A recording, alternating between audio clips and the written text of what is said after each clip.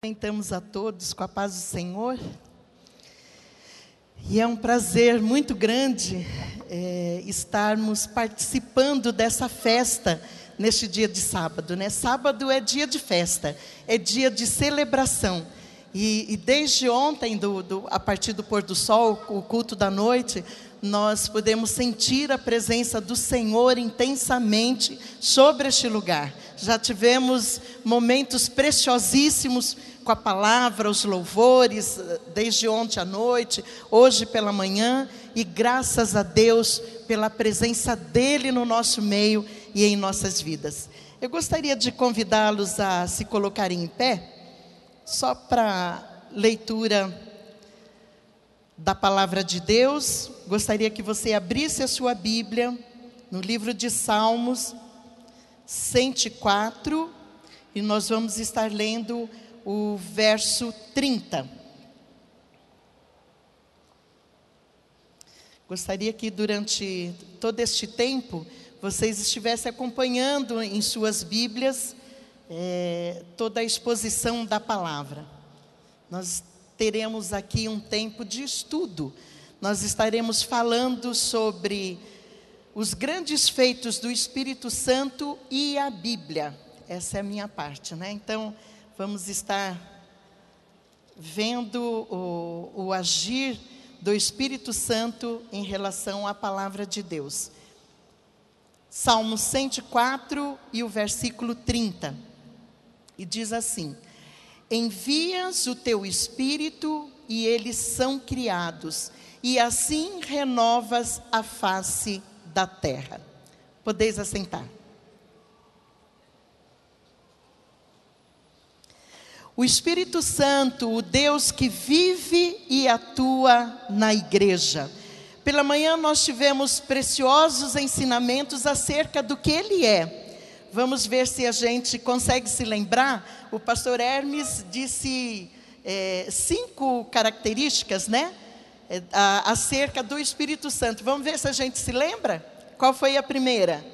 Atos 2, versículos 1 e 2. A primeira, Ele é missionário. Depois, Ele é imprevisível. Terceiro, Ele é glorioso. Quarto, misterioso. E quinto, imparcial. Então, esse é o Deus que vive na igreja.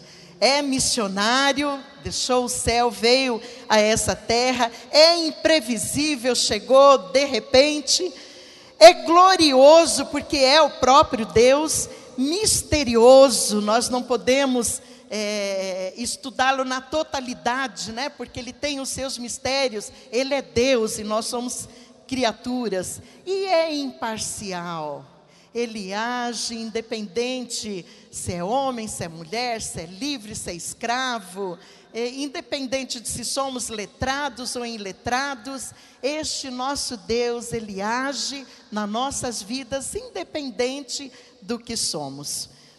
E a partir de agora, então, nós vamos estar falando das ações do Espírito Santo. E mais à noite, nós estaremos ouvindo, então, do pastor Lima, o Deus que vive na igreja, né? Para encerrar todo esse estudo, todo esse trabalho em cima do Espírito Santo de Deus.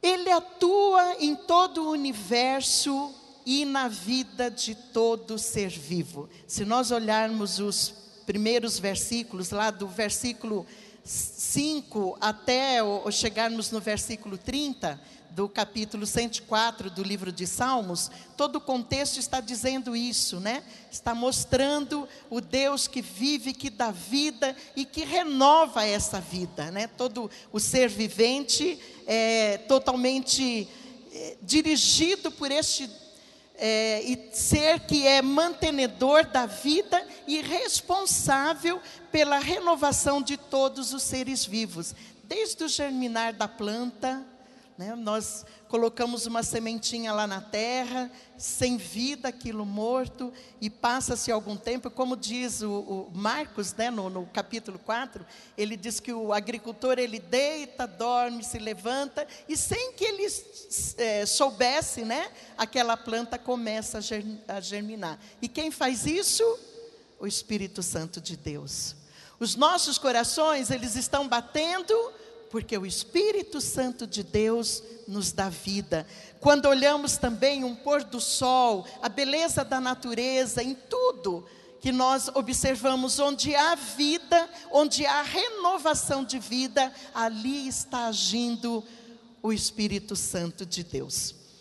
Mas nós vamos então estar falando dessa ligação do Espírito Santo de Deus e a Bíblia Sagrada. O Espírito Santo de Deus, ele agiu para que a Bíblia fosse escrita. Ele agiu para que a Bíblia fosse guardada e conservada pelos séculos e séculos, até que chegasse a nós. Lá pelo ano 300, mais ou menos, a história eclesiástica e secular conta que o imperador romano Diocleciano mandou destruir todos os escritos cristãos, né, que existiam na época, mandou que fossem queimados, destruídos, e ele chegou a celebrar a extinção do cristianismo. Ele não sabia, né, que quem estava por trás desses escritos e quem promoveu esse escrito foi o próprio Deus, e que um homem, um ser humano, não conseguiria fazer isso, né? Ele tentou, mas como nos dias de hoje, temos a palavra nas nossas mãos e completa. E ele prossegue agindo e nos ajuda a entendê-la e a praticá-la. O Espírito Santo realizou e continua realizando grandes feitos em relação às Escrituras. E nós podemos destacar 2 grupos de pessoas que são especialmente privilegiados por esses feitos deles. Esses grupos são os escritores e os leitores. Então nós estaremos falando desse grupo de pessoas que experimentaram este agir do Espírito Santo de Deus. E os primeiros escritores, a inspiração, e os leitores, a iluminação das Escrituras. Em primeiro lugar, nós vemos nos escritores da Bíblia a obra inspiradora do Espírito Santo de Deus. Essa obra é a influência controladora que ele exerceu sobre autores humanos, através dos quais o Antigo e o Novo Testamento foram escritos. Foi a atuação do Espírito Santo de Deus naqueles homens que os levaram a escrever o que temos hoje. E isso ocorreu de uma forma tão sublime que eles escreveram exatamente o que Deus queria comunicar aos seres humanos. Gente, tudo que nós temos neste santo livro, neste livro maravilhoso e espetacular, era o que estava no coração de Deus. Tudo aquilo que Deus quis nos revelar, Ele colocou neste livro. Ele está aqui. E quem inspirou e dirigiu estes homens para escreverem estas páginas foi o Espírito Santo de Deus. E ele usou homens de diferentes locais e épocas, foram auxiliados, assistidos e orientados pelo Espírito, a fim de permitir que o conteúdo das Escrituras fosse verídico, infalível e coerente. Foram mais ou menos 40 homens que escreveram num espaço aproximadamente de 1.500 homens, moraram em lugares diferentes, em épocas diferentes, mas nós encontramos uma coerência nesses escritos, desde Gênesis até Apocalipse. Existe uma linha que liga o primeiro versículo de Gênesis até com o último versículo do livro de Apocalipse. Isso porque o Espírito Santo de Deus é que dirigiu estes homens para que estivessem escrevendo este santo livro. Vamos abrir nossas Bíblias na segunda carta do apóstolo Pedro, no capítulo 1 e o versículo 21.